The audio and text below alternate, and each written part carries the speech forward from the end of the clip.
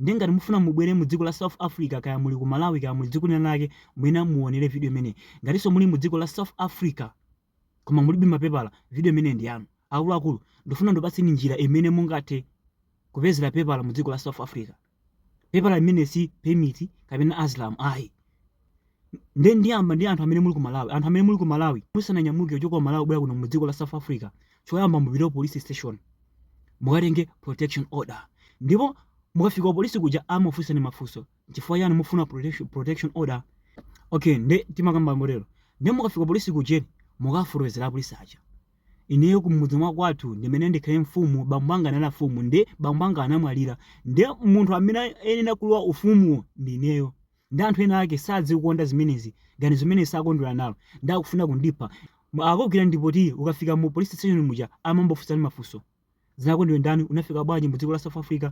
Nde umamba kufotokoza. Mwandivese ineyo kwathu ndinali mfumu mwalu mwakulu, mmene munafotokozeraso ku polisi kuja Malawi kuja. Mwandivese amakwika pambali.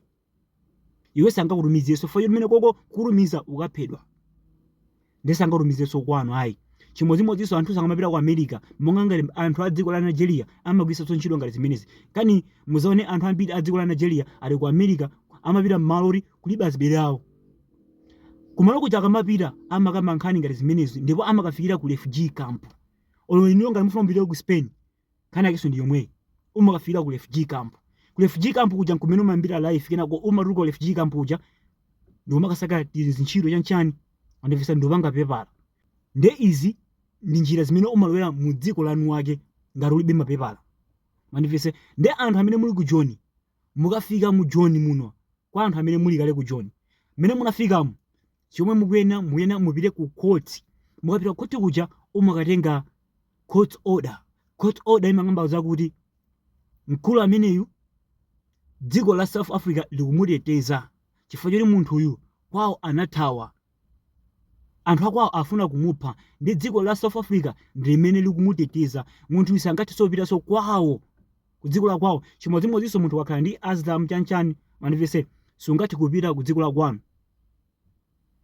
Sungati kupita ku dziko la kwanu. Ngati ufuna kupita ku dziko la kwanu, uyenera upite lese umafikira ku Malawi, uyenera upite ku Mozambique, kenako ukaduse pa border la Malawi kuja asapange stamp mu passport yako.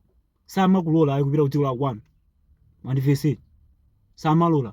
Fadi mu dziko la kwanu sungati uponda fero unathawa chifukwa cha china chake, mwina ankafuna kukupha. Mandivese nde wabwera mu dziko la South Africa ngati refugee. Mandivese nde sungati upita dziko la kwanu imene ndi ntchito ya asylum. Sungati upita mu dziko la kwanu, ukapita mu dziko la kwanu akupanga stamp pa border ndi asylum yako amapanga cancel. Mandivese nde ngati uli ndi asylum ukamapita ku Malawi umenera ufike mu Mozambique. Wafika mu Mozambique muja pa border ku Malawi asapange stamp. Mandivese faka panga stamp akabwera kuno zona chidindo cha dziko la Malawi ndi kuti zimene makamba zijende zaboza.